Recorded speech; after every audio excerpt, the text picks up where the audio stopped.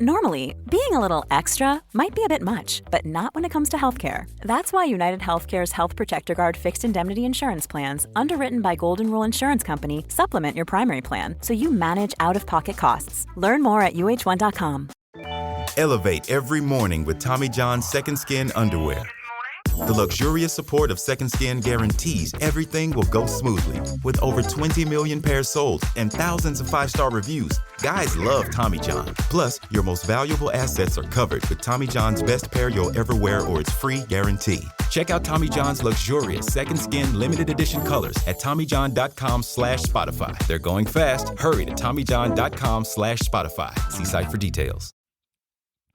Hey guys, this is My Leak. This is the My Taught You podcast, and I am here today with a very special podcast that I have wanted to do forever, and it is with a licensed psychotherapist. I go to therapy. I've talked about it ad nauseum, and this is not my therapist. I think some people thought that it was, but we're going to talk about psychotherapy. I'm going to give you the definition. I'm going to tell you some things that you could benefit from if you go to therapy. And then we are going to talk to Jor-El Carabello, a licensed mental health counselor trained in psychological counseling with a BA in psychology, a master's, and I don't know what that other degree is, Jor-El, the EDM? Yeah, it's at 2 different masters. Two different master's degrees in psychological counseling. He's in New York. And Jor-El, you may as well just say hello. Hi, everybody. So I'm so glad that you could be on, and I won't put you on the spot, but I'm going to read my definitions, and then you and I are going to talk about therapy. We have a lot of listener questions, so I'm excited about this podcast today. Yeah, me too. Let's do it.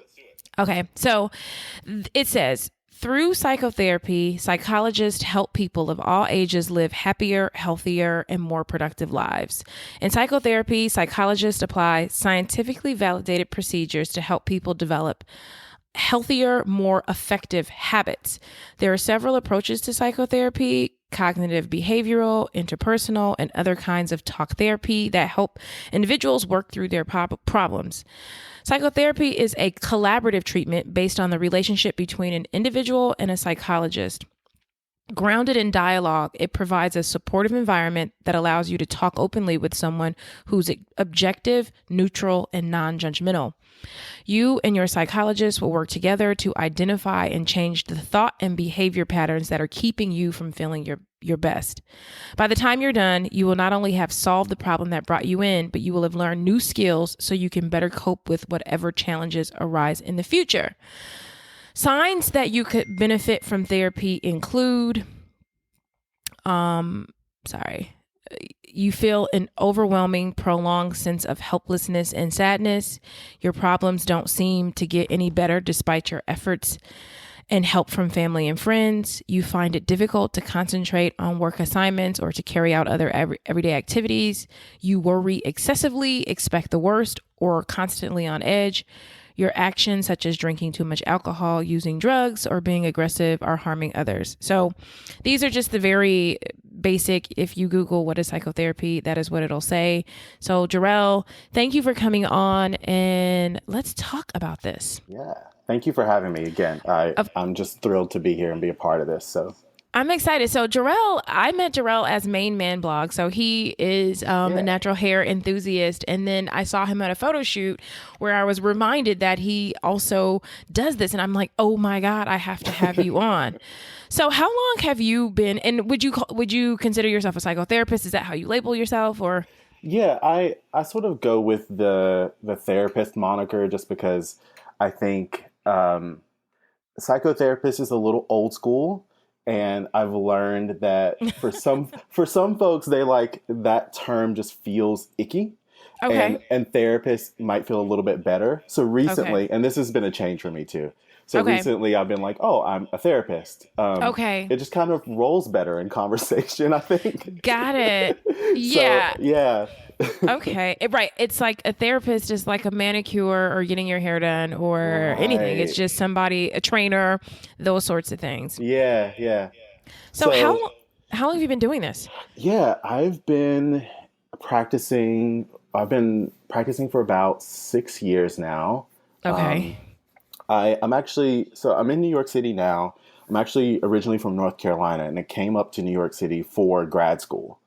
Oh, wow. And so, yeah, moved up to New York City, had basically only visited for maybe like a day or two before that.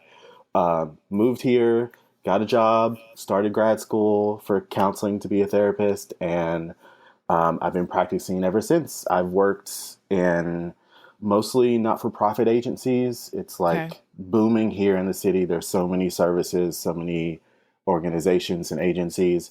And so I've worked with older adults who are, maybe more disabled, Okay. who are living off of public assistance, who sort of require daily medication. I've Okay. worked with young adults who are LGBT. I've worked in private practice as well, and that's what I'm doing now. So I see people on a face-to-face basis, but also do some virtual counseling too. Oh, wow. So, Awesome. yeah. Okay. And my therapy story, for those of you that don't know, I started going to therapy it's been over 4 years now. So if I'm 37, I started at 33. And I started going at the recommendation of a friend. I went to therapy once while I was in college for just a couple visits. And then after starting Curlbox, I definitely wasn't prepared for like the sort of wave of emotion that hit me. And I think it was a combination of things. It was I had convinced myself that the reason why I wasn't happy was because I hadn't like achieved my greatest goal. And then I achieved it and I still wasn't happy. Right. In fact, I felt worse. And that was difficult. And I could tell that like my friends were getting sick of hearing me talk about it. It's like everybody is looking at you like you did the thing that everybody wants to do. And all you want to do is complain about how miserable you are. Yeah. I got a new home. Still would be staring out the windows, miserable. And then I was like, well, maybe I need a new car. Got the new car, still miserable. Still didn't do it. Still didn't do it. Yeah. Maybe I'm not going enough places. So I start traveling. Still didn't do it. And then it was like, it's because I haven't bought the clothes or the bags that I've always wanted. That's it. Still wasn't doing it. So that's when I was referred to a therapist by a friend who does private practice, and she has a job, but she also practices privately. And I've been going and continuing to go almost as if, and you can tell me if this is wrong, I have felt like some people have a goal weight when they're working out, right? And then they reach their goal weight and they're like, you can't stop working out once you reach the goal weight. So even though I got to a point where she kind of helped me out of that darker period, I have really enjoyed the sort of maintenance aspect of it. Yeah. And I think that's something I talk to a lot of people about that. Usually people end up in therapy in some sort of crisis. And that does, that doesn't have to mean that there was like necessarily like a traumatic event or not, but you're in like emotional crisis. Like you don't know what to do anymore. And for some folks, like they come into the office and they say, I have this very specific thing that I need to fix or feel better about. Help me do it. And for a lot of people that works. For other people, and this is what I found more as I've practiced, is that therapy can be that safe space where you can have that maintenance, where you can have that time to just focus on you and connect with yourself and get like some feedback. And so ongoing, it can be a really positive thing to do as well. So again, like you said, it's not just that you stop working out after you hit your goal weight. It's like, okay, so now I'm here. What else do I want something else from this experience? Can I stop? Maybe I pause for a little bit, or do I keep going because I like this? This is my trainer. Yeah. That's kind of how I felt. Like I remember asking my therapist, I was like, so are you going to like let me know when I'm done? Like when the oven goes off and it's time for me to quit?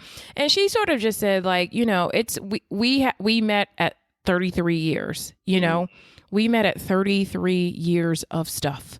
Yeah. To think that we can be, kind of fix it or whatever in a year or in a week or a month is kind of like unreasonable. So I remember the first time I went to therapy and I didn't have any drama. And I was like, I was worried, like, oh God, what are we going to talk about? What are we going to talk about? I'm just going to stare at you. Yeah. And no, it was, I mean, now most of the times when I go, I'm not in any particular crisis, but it's just like talking about things that I am progressing on, things that, I have gotten better at a lot of things. But when I say gotten better, I've gotten 20 or 30% better. And so it's nice to see myself get 50 and 60% better, know, and in some places it's like, there are some things that that I have struggled with for years, that I'm still struggling with. Yeah. Well, I think that speaks to just the idea of like the work is never done. Mm-hmm. Like we're people and we're always sort of continually growing and encountering new things. So, sometimes it's nice to have that support that's like, okay, like what do I do? Or I'm 20% better, but I think I still want another tool or another little step. Like, what do you think? Yes. Yeah.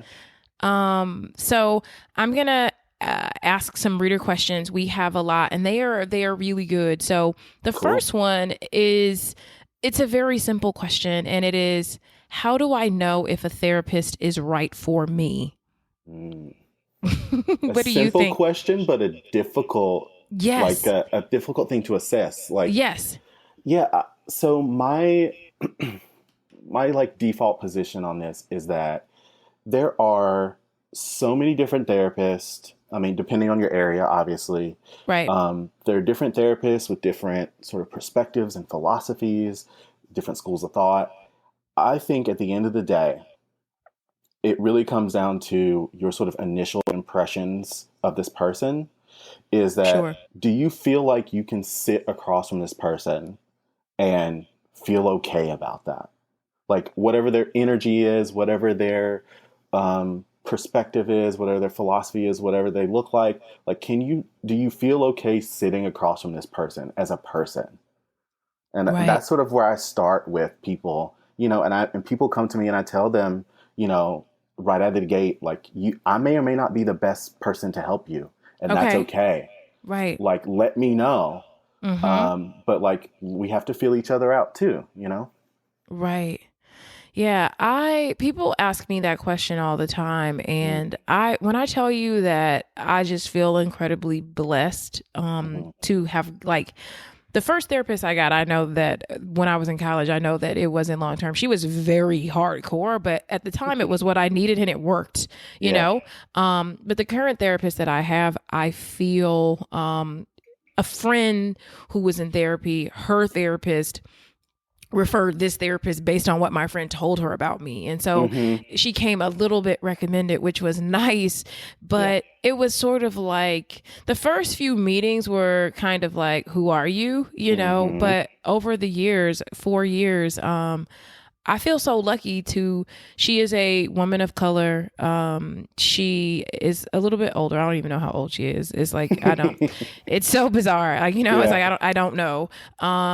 But it's this thing of like, I can talk about anything and I feel like she's never like perplexed at anything that I'm saying. Yeah. And you're right. It is just this comfort of like, sometimes I would ask myself, I'll tell her, like, she's the kind of person that I would hang out with her, I would think, I would have a drink with you or, get a glass of wine.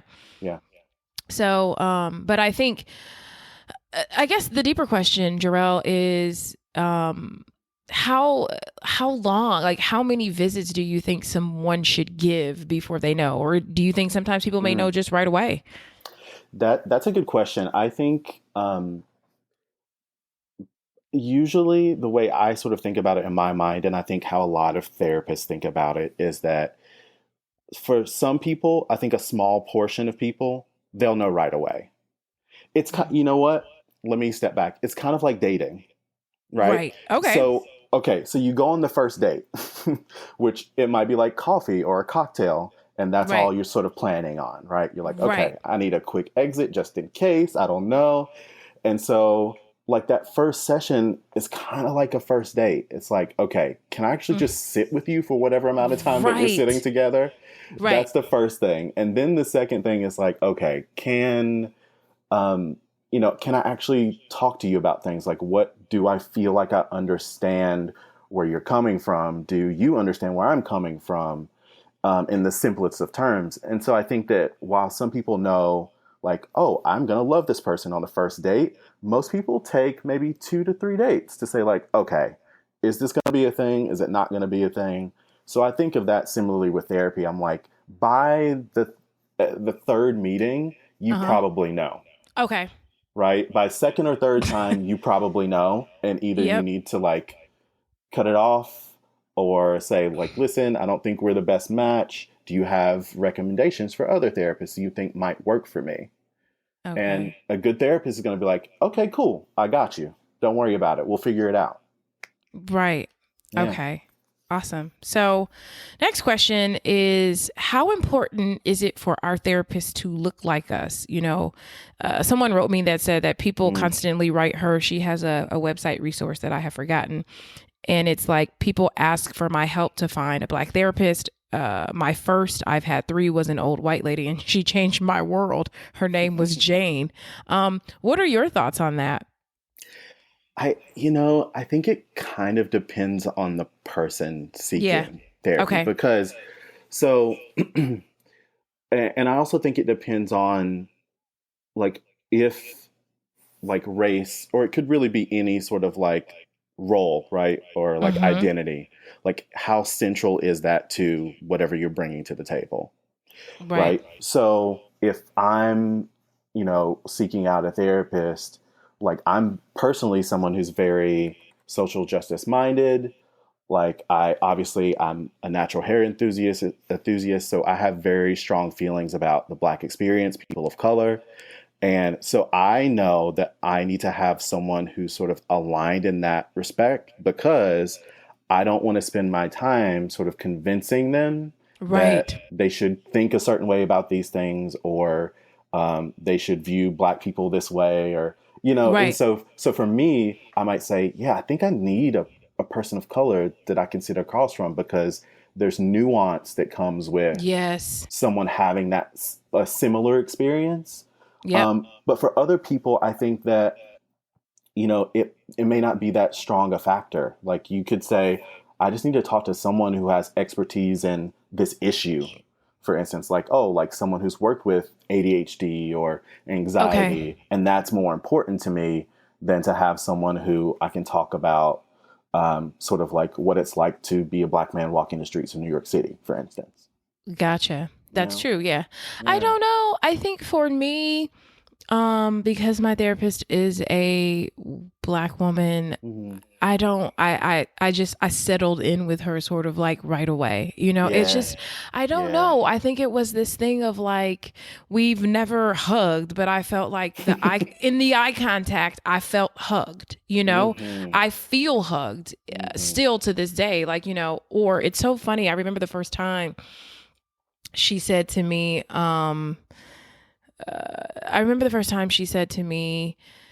like, you do a great job, and I just started crying. Like, it was just this thing of like, I don't know. I have thought that I've done a good job, and it was just like, but maybe nobody has ever said that to me, and I believed it. And it was just like these things of like, the things that when she says these things to me, I just start sobbing, because I'm like, oh my God, I feel hugged. So whenever people ask, I don't know, but I do feel very comfortable. And I think I felt comfortable right away with her.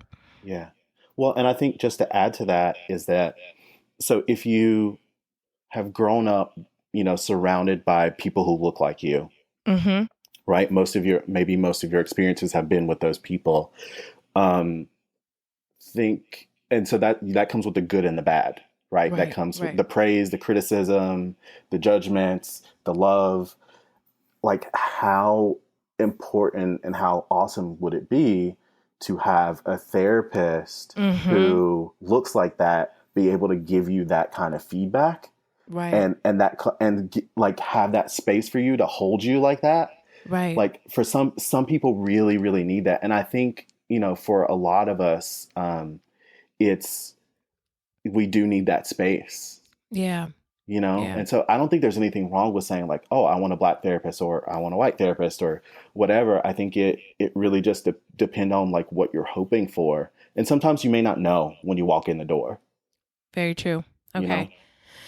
You know? What are your thoughts on therapy apps like Talkspace? Okay, so therapy apps I think are great. Okay. Yeah, I think they have their place for certain people, certain things. I'm actually a provider for Talkspace. Oh, nice. Right. So I I think that it has, for some people, that is the thing that's going to work. And it may be, I think for a lot of people, the first point of entry for therapy. And Okay. once you think about like convenience, accessibility, cost, all those sort of things are factors that are barriers to people getting into the door. And so if you have something, if you offer online services, you know, that can be a lot more accessible for people who may not initially think like, oh, I don't know if this is a good thing for me or not. I don't know if I can sit with a therapist, like this is kind of weird. And so sometimes things like that can be like good points of entry, Oh, and good. That's you true. don't know what you're going to get out of it. And so that could be the one therapy that you then do for the rest of your life, or it could be a form where you say, oh, I have this positive experience of what therapy is, and I kind of know now I want to do something else with therapy, you know? Right. Right. Yeah. That's so I like that idea that you said, that it's like, okay, an app is a great way to like start if maybe you aren't ready to see someone face to face or just go in, you know, but just you want to talk to someone about it. Yeah. Awesome. Okay. So I have a more specific reader question, which really kind of like broke my heart a little bit. And I said, I promised her that I would ask you this. So she says, I'm 29 and I lost my mother unexpectedly in August. She was the matriarch of our family and was the glue that held us together. The last 4 months have felt like the worst in my life. Since her passing, I've lost and not sure of which direction I'm headed. I started attending a grief support group, but I'm thinking of seeing a therapist. Can you provide recommendations on what I should be looking for in a grief therapist? I've never seen a therapist before and want to try and see if it would be good for me. Well, I think first I just have to say I haven't lost a parent, so I can't imagine what that is like. Right. Yeah. Just I wrote even her back. So sorry. Right. It's like even just thinking about it, I'm like, man, like yeah, it's powerful. So yeah. You know, I think at its most basic, if you're looking for a therapist, you want to have someone who has significant experience with grief. There are, you know, certifications that people can do and like training in the area of grief or bereavement. That's kind of like one of those clinical terms that you may want to look out for. Is bereavement. So you can, if you're looking, you can use those two terms together. Okay, yeah. perfect. So like you can go on a directory site like Psychology Today or Therapy Tribe, or you can just Google too. You know, grief therapist, bereavement therapy. I also think my general recommendation also is that for this person, you may want to sort of specifically look for someone who's a little bit older. Okay. And I say that because I was going to ask. Yeah, I say that because when I think that certain things are helped by life experience. And I think grief is one of those things in which if you're someone who's lived longer, there's probably a greater likelihood that you've also personally had to deal with a lot of grief. Right. And granted, there's no perfect correlation, but just in my mind as a person, I'm like, yeah, if I were like thinking about losing a parent, I might want to talk with someone who maybe could have potentially lost a parent or lost other people in their lives. Right. So that they could have, again, nuance that, you know, maybe, you know, 31-year-old Jor-El therapist doesn't quite have. Right. Wow, Yeah. that's awesome. Okay. And I did say that I was sorry. And I have a friend who is grieving, and I also recommended, I think sometimes when it comes to therapy, getting specific about what it is that we're going for. And like you said, there are people who specialize in these sorts of things. Yeah. So another question is, why do you think there is a stigma regarding seeking therapy in our community, and how do you think we can overcome that? That was a big sort of question for me, and I always tell my therapist that I think that I was slightly naive about. I wasn't aware of the therapy stigma as much, if you will. So I think people thought the fact that I talked about it so openly, like as if it was a manicure or a trainer, because I just saw it as something that was great and amazing, that was helping me, that I needed. And so I didn't know that I should be ashamed of it. Wow. That's just such a different experience than most of the people I run into. Wow. Okay. Yeah. I think first I will say that all sort of psychological conditions, the whole community is culturally based, right? Okay. So it's about basically the community defines what's normal and what's not. Okay. Right. So diagnoses, that's what they do. They say, you're anxious. Okay, that's cool. But if you cross this sort of threshold and we see this sort of impact, then it's a disorder. Right. So they've defined what is normal and what is not. Okay. And so I think that's kind of where the inherent kind of stigma started, just because basically you're just already sort of separating people and saying, if you are this anxious, for instance, then you're okay. But if you're this anxious and you've crossed this line, then you're ill. Right. And so that's kind of where the community has been for a while. And I think more people now are starting to see it as like a continuum and saying like, okay, so everyone has anxiety. I have anxiety. Right. And so it's about like, how much does that impact you? And so I think specifically with Black community, people of color, one of the things I like go back to is I think part of it is fear. Yep. Which is very valid. Especially when you talk about the historical experiences of Black people in medicine in this country, being used for experiments, like there is a very valid historical fear that is passed down generation to generation. So I think part of that really is fear.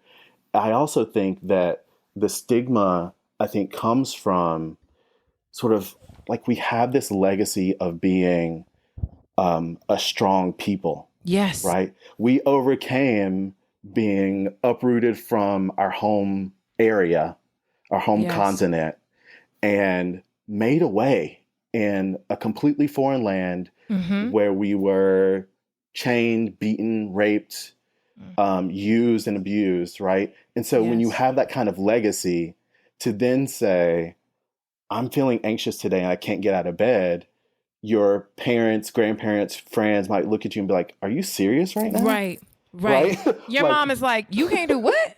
Right. And so I think that like a lot of the stigma comes from like having this built-in kind of pressure and legacy to be like this strong king or queen who has had ancestors that have survived so much.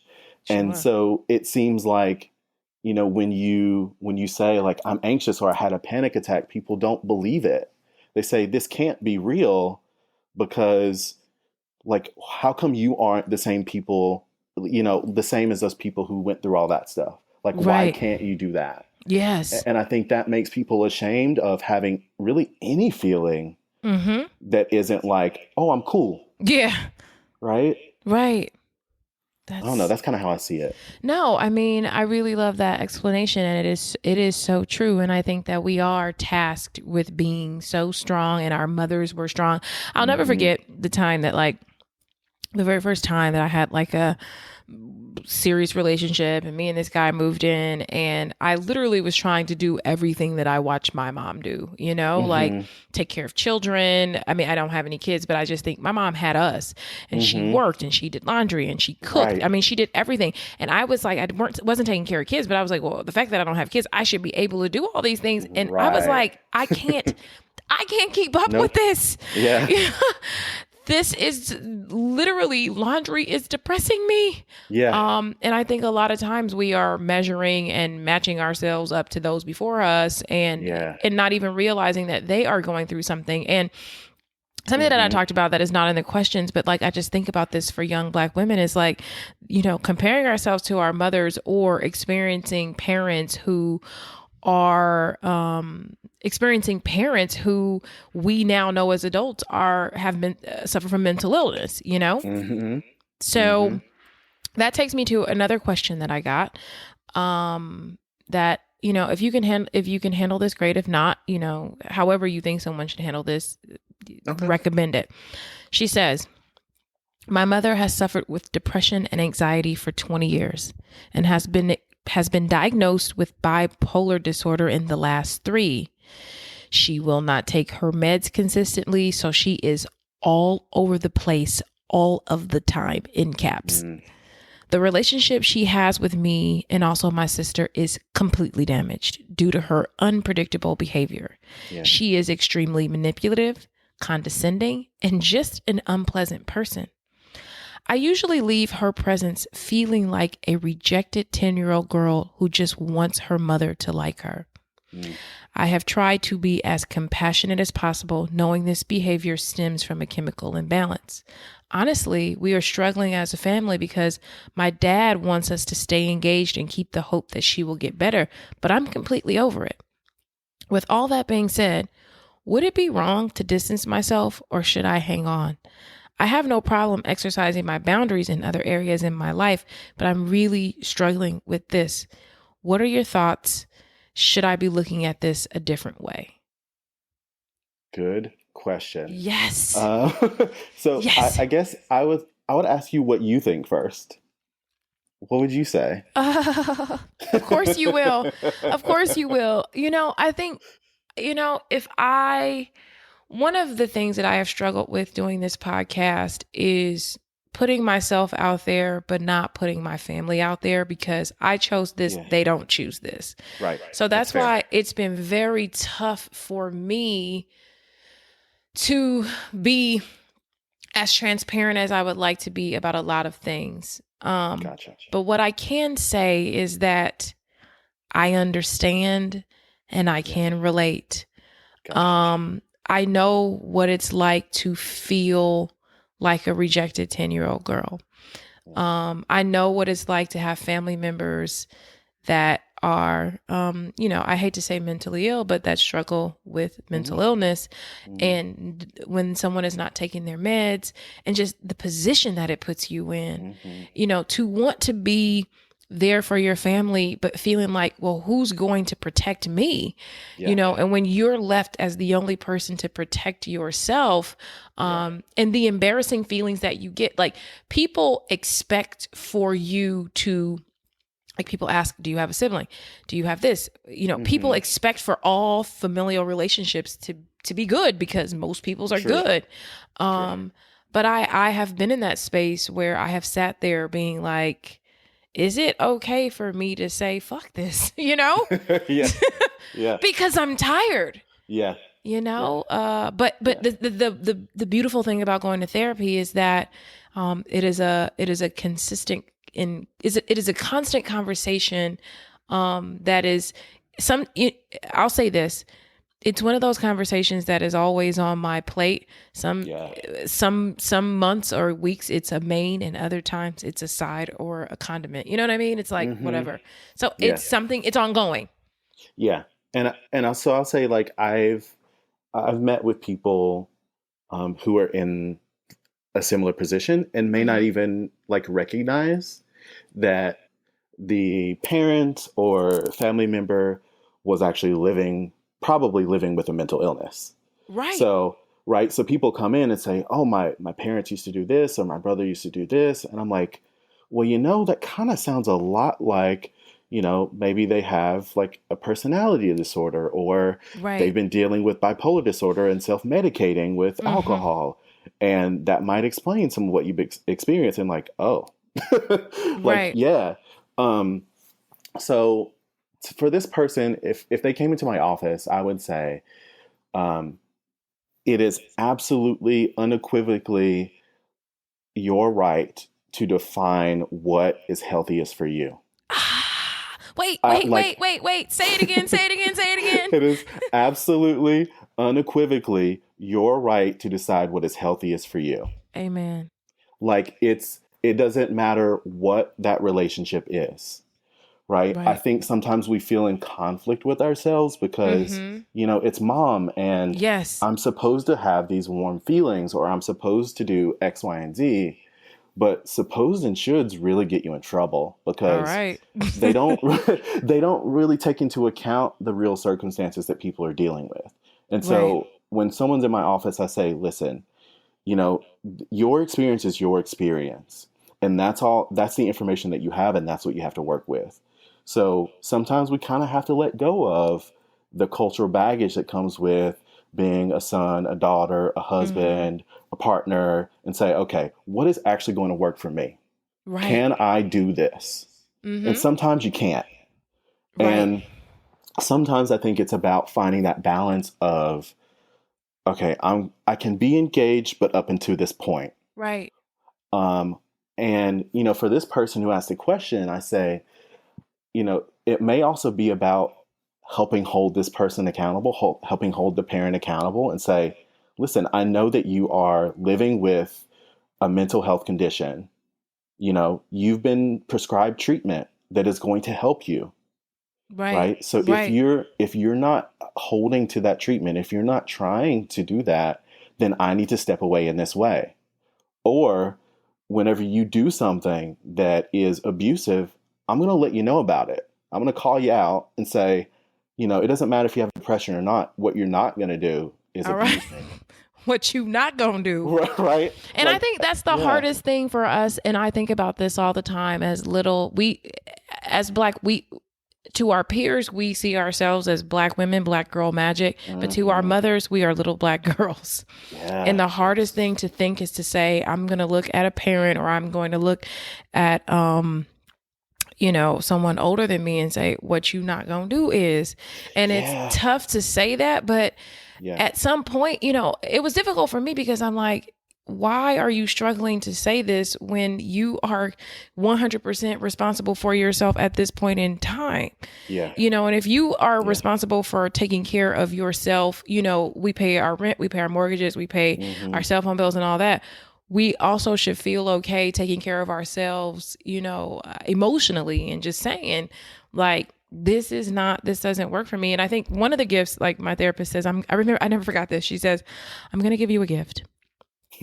I'm going to give you a gift today. And I'm looking like, wait, what? And she was What? like, I'm going to give you the gift of let me think about it.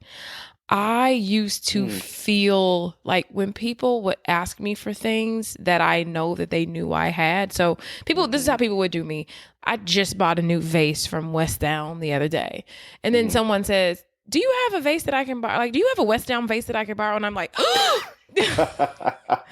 they know I can't lie. They know I have it. And I'm Right. so afraid to say no. And she said, since you're so afraid to say no, why don't you lead with let me think about it?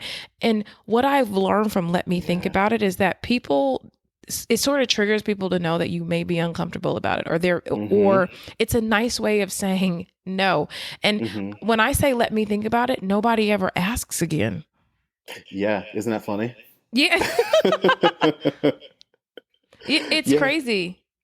Yeah, I think it's like it's kind of like a primer. Yeah. Where you say like, okay, so I'm going to think about this. Yeah. which sort of gives the person the insight that it may not go their way. Yeah. And so because they probably went into it thinking like, oh, I'm going to get this thing, right? Mm-hmm. And then when you say, let me think about it, they're like, oh, so it's a possibility you might say no. And so it already creates that balance of like, this could go my way or it could not. Right. Yeah. Yeah. But yeah, I think, it's good to create like that safety for yourself, no matter the relationship. And that can look like a lot of different things. Right. I mentioned like calling out problematic behavior. It could be that. It could be having a sit down with, mom and saying like, look, I'm concerned. Like, this doesn't seem to be getting better.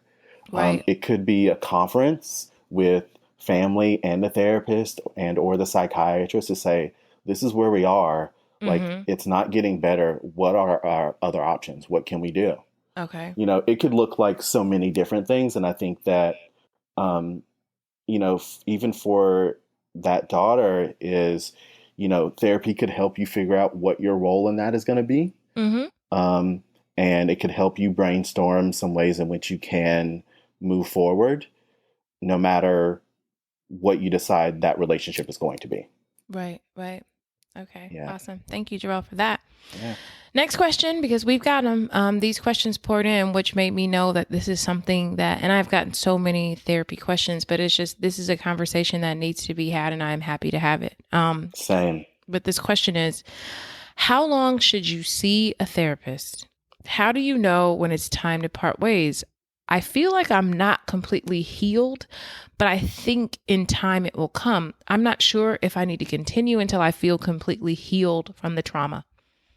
I think it's always tough to figure out when the end point in therapy is. Sure. Like, that's just my personal opinion. Yeah. Based on my experience, is that, for, like we were talking about earlier, for some people, if you come in with like a crisis, for instance, and then the crisis is resolved, you can be like, okay, so it's been a pleasure. Right. I think I'm done. Thank you so much. If I need you again, I'll come back and see you. Right. But I think when it's like a long-standing issue, like when you've been through like a traumatic experience or experiences that you are recovering from, it can be a lot more difficult to figure out like, okay, so when do I not need this anymore? Right. And I think inherent in the question, if I'm reading between the lines, is that there's an expectation that you're supposed to be done. So what if you don't need to be done with therapy? Yeah. That's kind of like my question. And then I'd also say, talk to your therapist about it. Say, look, like, if this is what healed feels like from therapy, I don't know if I'm okay with that. I don't know if I'm done yet. Yeah. Maybe I have more stuff to do. I don't know. And that conversation can actually help therapy move too. Sure. Yeah. I think something that I had to learn about therapy was like, and my therapist laughed at me because I am very sort of ordered and, checking things off.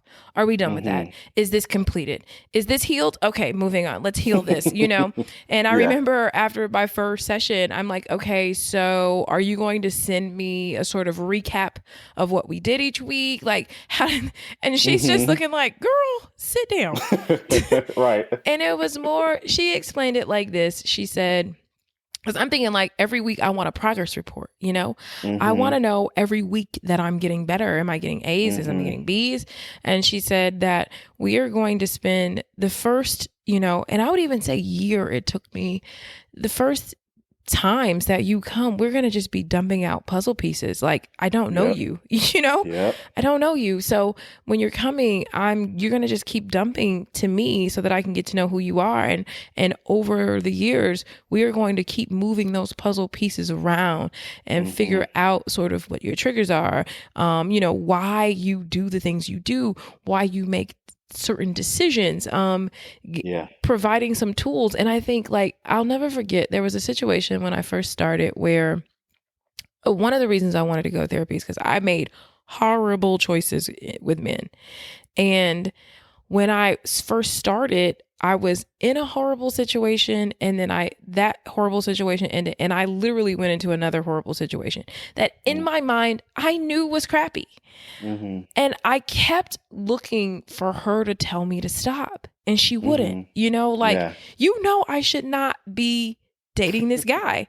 Right. But yet I am. And this carried on for a year. And I wanted her to tell me to stop, but she wouldn't. But we would talk about it and we would talk about things. And then I never forgot the day 1 year later when I finally exhausted myself with this. And we didn't have a session set up, but like we scheduled like an emergency sort of like call, like I need to talk to you.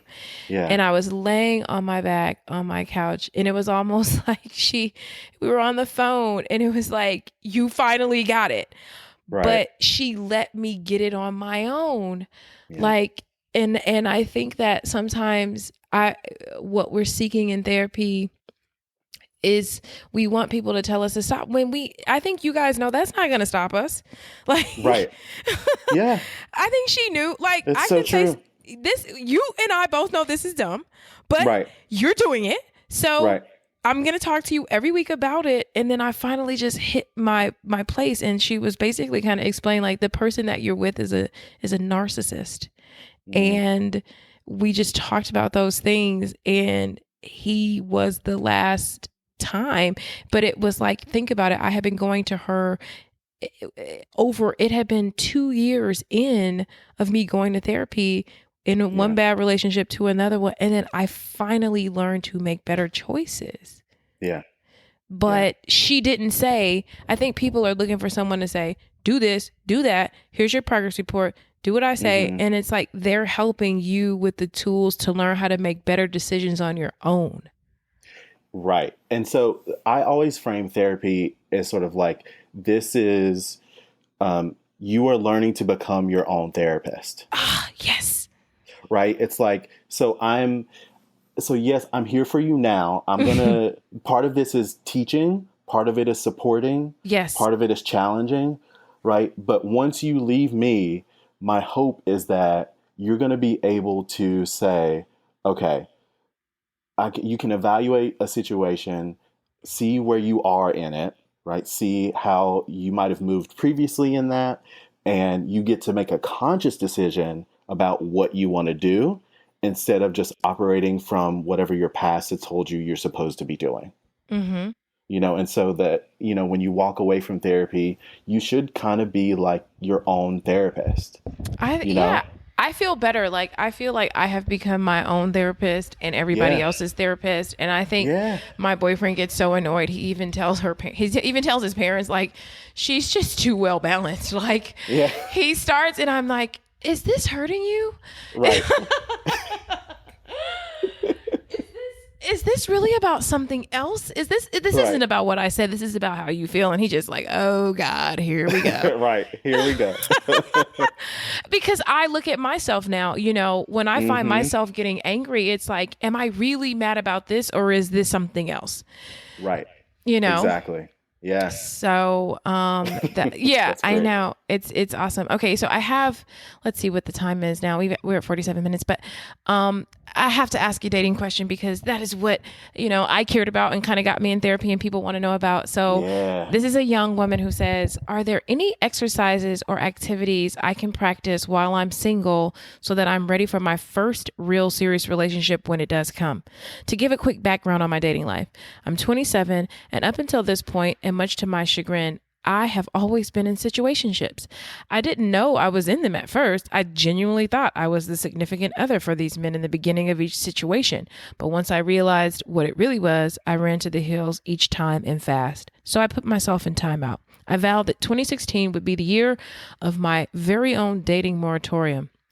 No more first dates with any of the men I met online, through friends, from the events I attended, nada. I caved out of curiosity twice and went on 2 dates, but they were god-awful. Nonetheless, I'm proud of myself for figuring out what I like, don't like, need, can live without, etc. Now, 2017 is practically here already, and I'm actually in favor of continuing this moratorium. So are there any other tasks I can give myself in the meanwhile of meeting Mr. Right to add to the mental list I've created of what I need or what I won't tolerate? That's a rich question. Yes. But I think it's, like you said, I think it's something that's on a lot of people's minds, especially, I think young women in particular come to therapy a lot about relationships and like, yes, you know, like you said. So I guess my first monkey wrench in the question is to get rid of the term situationships. Because I get it. Like it's a cultural sort of like I'm like, thing. Why? You're right. But here's my point is that every interaction that you have with someone is a relationship. Woo! Like, okay. So, true. Right. So I think my problem with situationships as a concept is because it enables you to create distance from that where you don't have to assess and evaluate. Right. So, but if you can say, actually, you know, this person who I was sort of seeing and like sexual with for 3 months, but we never called each other boyfriend, girlfriend, or what have you, isn't a real relationship, then you let yourself off the hook. Oh. You get to say like, oh, I didn't have anything to do with this. This person was a jerk. Instead of saying, okay, how did I get there? What did I do to get there? Why did I stay knowing that this person, you know, wasn't going to offer me this or couldn't do this for me? And when I had these expectations for myself and what the relationship was supposed to be. And so I think that framing it as like each one of these people is a relationship for you. If it meant something to you, that is a relationship. Okay. And so that's like my first kind of thing. I appreciate that. Yeah, I mean, that's just like one of my things. Like, what we not gonna do is this situationship. Yeah. Okay. But otherwise, I think so. One of my a colleague who writes about he's a sexologist, so he talks about sex and relationships. Okay. And I remember one of the things that he wrote about. It's a really good book, actually. His name is Dr. Chris Donahue. The book is Sex Outside the Lines. Okay. It's all about like unpacking the cultural stuff that we have when it comes to sex and relationships. Yes. So again, sort of like self-determining, like it's okay if you like this and if you like that. And the work is about figuring out what works for you individually. And that's okay, no matter what it is, really. Sure. Right. So one of the things he talked about was like, you know that you're ready for a relationship when he sort of said like 3 questions, or he's like, when you're happy with yourself, your career, and you have healthy friendships around you. Yeah, I think I read this. Yeah. And I think I posted about this. I need to have him on. Connect. He's awesome. Okay. We can talk. Awesome. Okay. I did. I read this and I posted about this, but I agree because I agreed so much. Yeah. It's like that. I think that's how you know when you're ready to enter a relationship. And like, because anyone can be in a relationship, right? Sure. But yes, we know. Right.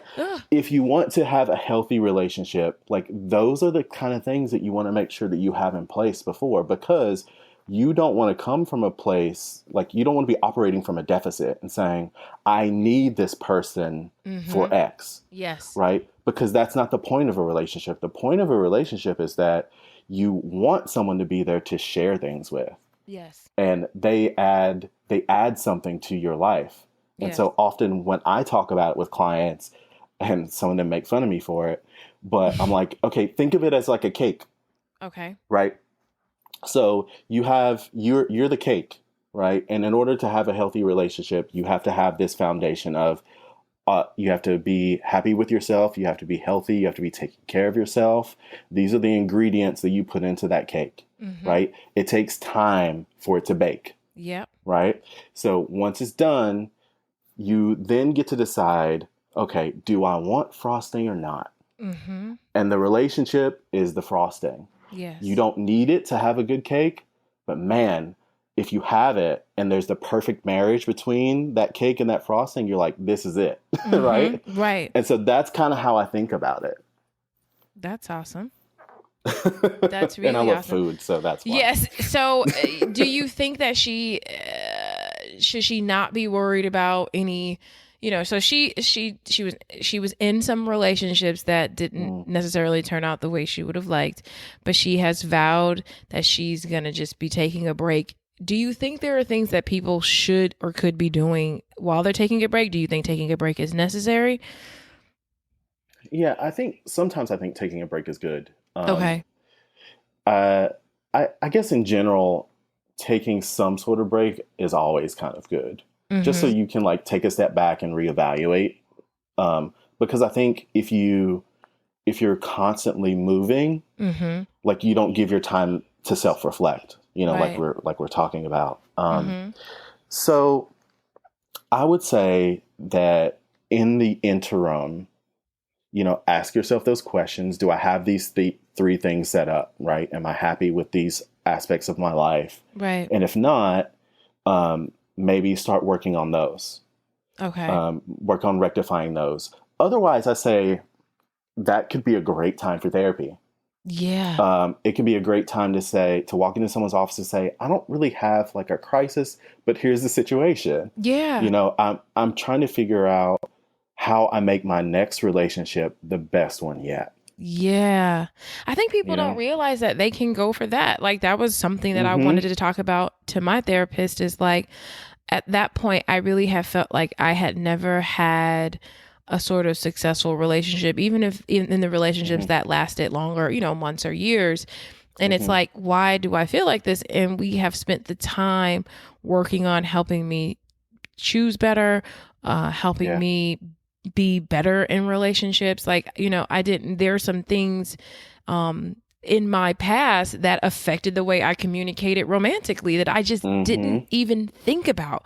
When we start to model our parents or model things that we see friends or family do. And I really like what I have said, and what I want people to know about therapy is like, I have experienced a level of contentment that I thought was was for other people. I didn't think that that I would be able, like I would look at people who were happily in relationships, like for real happy, not fake happy, not Instagram happy, but people who were just like truly happy, people who were truly happy at their jobs or in their businesses and truly happy at home, and be like, oh God, that's for people in movies. And through these years of therapy, I feel that. And I think when I say that, people think that like, it doesn't mean that conflict and grief and things don't fall on my plate, but it's just the way that I deal with them and the way that I process it is so much different. And I'm so grateful for that. I have the tools, like, I'm rarely devastated. Like, I used to be so angry, and I can't even tell you the last time that I got like seething mad. Like things just don't bother me. But so useful. But I think as we get ready to wrap up, Jor-El, resources, people who have listened to this and it's like, so what do I do next? If you are looking for a therapist, where are some places you can go right now? Yeah. So I think the internet really is your biggest friend when it comes to this. You can do an internet search for, you can type in therapy or therapist and your zip code. And the way Google is set up is that it'll give you local listings for people in your area. Wow. Okay. And so that you can filter through people that way. Psychology Today is a great resource because it sort of similarly works in that you type in your zip code or you type in someone's name, and it will give you a listing of all the therapists in that area with pictures. It connects to their websites, their phone numbers. So it tells you what pricing they have, what this insurance situation is. So like that's a really good resource. And there are I think there are a few directories like that you can search for. I think Therapy Tribe is one of them. There's a few. But I will also say that if you have people in your life who you feel like are supportive or who may have already done therapy, like ask those people for recommendations. Like you said, Malik, with what happened with you is that someone said, oh yeah, I think this person would actually be good for you specifically. Yes. I think that's like really, that's the ideal, is that someone says, I think that you and Jor-El would work really well together. So here's his number, and that sort of thing. But I'd also say, like with internet searches, and I know that people are thorough and diligent, and any good therapist today will know that. And so they'll have a website. Yep. They'll have a Twitter. They'll have whatever. Like, look through that stuff. See if you can get a really good kind of idea about who this person is, basically, and what their treatment is focused on, what their approaches are. All that stuff is out there for you to see. Awesome. And where can we find you? Give us all your vitals, because you have been fantastic and we want to find you, follow you. Yeah, so I'm on Twitter at Jor-El Carabello. That's JORELCARABALLO. And I'll post it in the notes. I'll post it in the podcast notes too. Perfect. Website is jorelcarabello.com. And I also just recently set up the potential to do like one-off consultations with folks via video. Nice. So if you just like want to reach out to me, you don't know if you want to commit to therapy or you're from a different state, then you can say, hey, can I just book some time with you and let's talk about this? Yeah. I can do that too.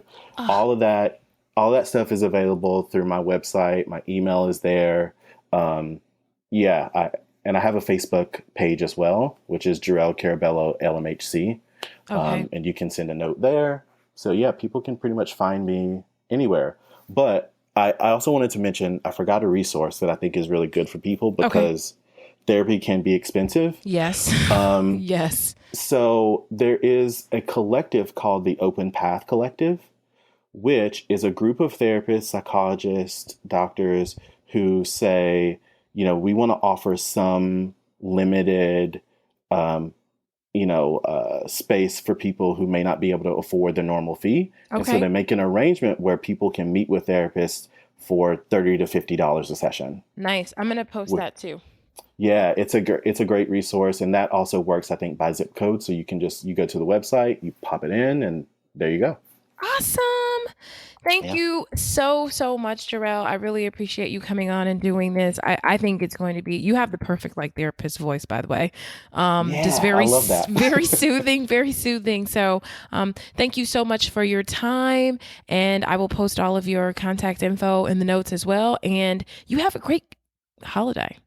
Thank you so much. Of course. I love participating. Thanks. Thank you.